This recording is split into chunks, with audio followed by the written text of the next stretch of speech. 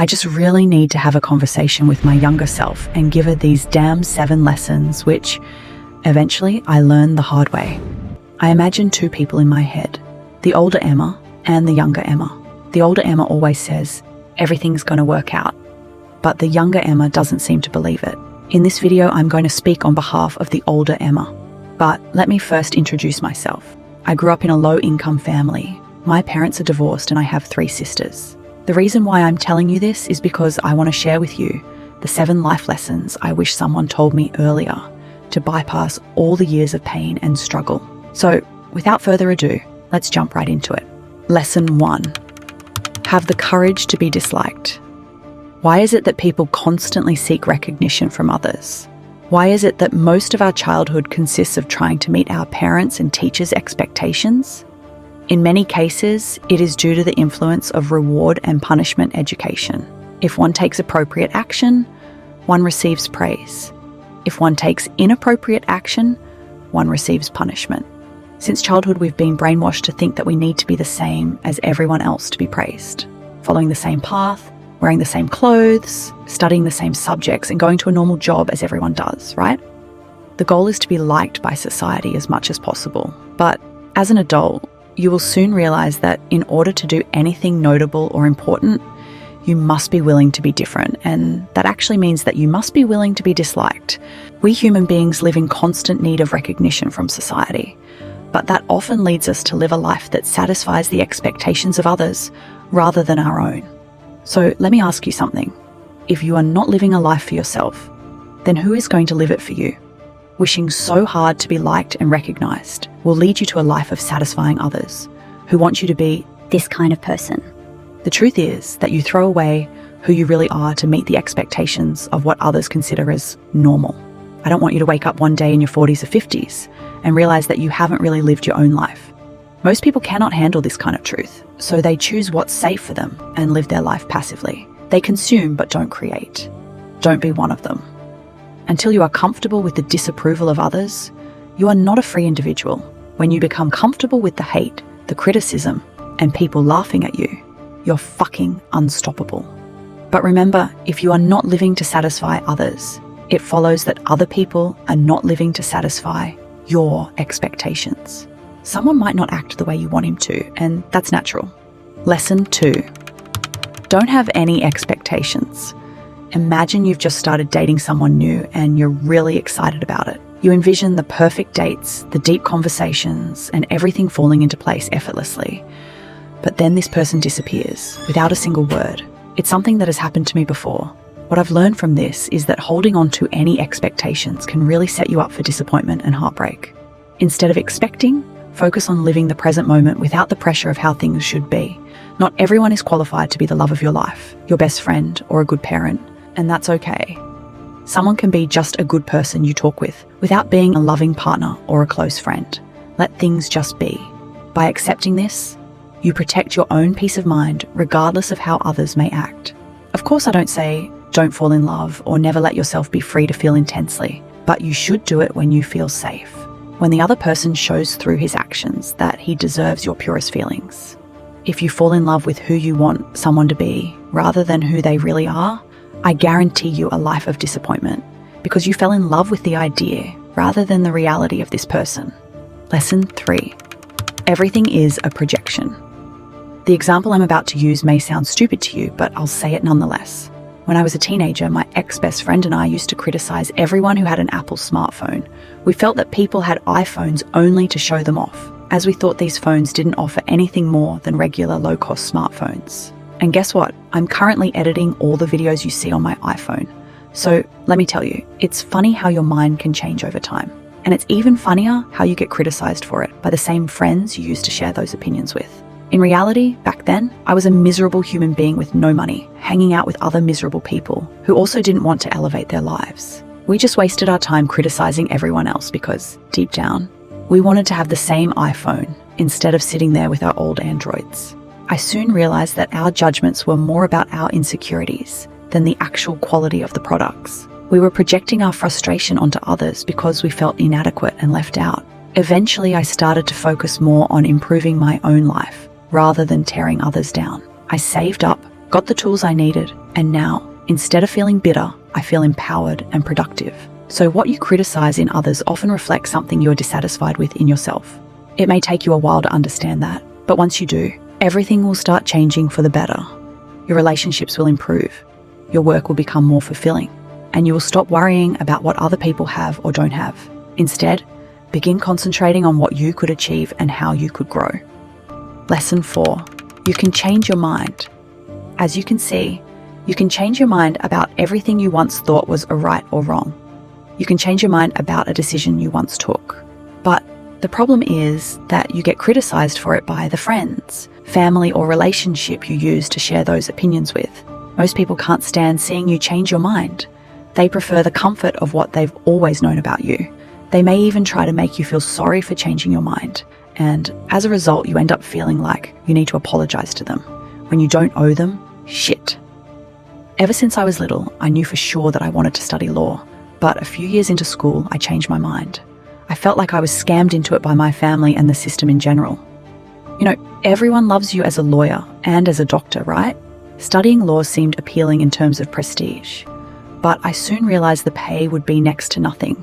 It's frustrating to think that after all those years I was buried in books and had no social life, even an unskilled worker would earn more, while I struggled to support myself financially for at least the next 10 years. If my family hears this, they'll put me in a position where I have to apologize. They'll say, "Was all those years of studying for nothing? It's such a shame." But honestly, it's fucking crazy to think that just because you started down one path, you're stuck there forever. People change, and that's okay. It doesn't make those years a waste. It just means you've grown enough to know what you really want. And even if you think you know what you really want, you can change your mind again and again without having to apologize for it. Growing means leaving behind what's comfortable and letting yourself see things differently. Circumstances, priorities, and dreams evolve. It's okay to change your mind. It's how we learn and become better. And even if it's tough to hear others criticize you, don't let it stop you. Remember, you're not living your life to make others comfortable. You're here to find what's true for you. And that means being brave enough to change when you need to. Clinging to something that no longer resonates with you is like denying the very essence of change. Lesson 5. Stop telling everybody everything. You have to stop telling everybody everything. I know it's easy to fall into that trap. I know you want to share all the great things you are working on right now. But listen, not everybody is qualified to listen and understand everything you say the way you do. I remember when I got excited about pursuing a different career, and I shared everything I was doing at that time, but people didn't really give me the reaction I wanted. And that wasn't their fault. It was mine. Holding back your plans, keeping everything in the dark, and then letting your results shine is the way to do this. That way, if your mind changes about something or if you fail, you don't have to deal with the pressure of, oh, I told them everything about it and made them believe in me, but now that plan failed, or I want to pursue something completely different. A year ago, I used to tell everybody that I wanted to become a blogger. That's what I wanted to do, until I didn't. I didn't even have enough time to work on this alongside my studies. So for about a year after, everyone was coming at me saying, "I thought you wanted to become a blogger." Or asking, "How's your blog going?" And this shit really started to piss me off. But I realized that this was entirely my fault. I went off telling everyone about it, so I got to deal with everyone asking how it's going. Sometimes you've got to keep your mouth shut about certain things. You've got to keep certain things to yourself to even avoid the pressure of, "I told you it was going to fail. I told you it was not going to bring you any money." So the lesson here is simple. Protect your dreams. Not everyone needs to know what you're up to. When you keep things to yourself, you give your ideas the space to grow without outside pressure or judgment. It's okay to be your own biggest supporter and to keep your plans private until they're ready to be shared. That way, when you do finally reveal what you've been working on, it's on your terms. And the success or even the lessons from failure are yours alone.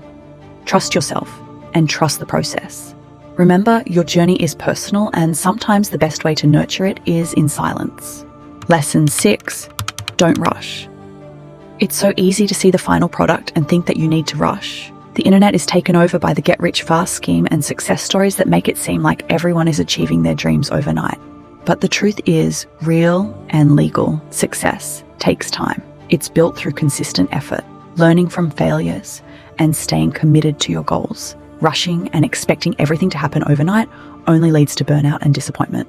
And I don't care if you attack me for this, but no one becomes a millionaire overnight or in a year unless they hit the lottery, had the right connections, were extremely lucky, had wealthy parents supporting their businesses, scammed others, sold drugs, or engaged in some other illegal activity, and then reinvested the money into a legal business. Do you think that people all over the internet who show their supercars or wealth actually want you to become rich? Why would they want it? They just want to sell you their online courses, ebooks, and other stuff in order to become even richer. So please give yourself a decade or at least 5 years. Extend the timeline. There's no point in putting unnecessary pressure on yourself unless you're in a toxic environment that you want to escape from or you want to prove to others that you can do it.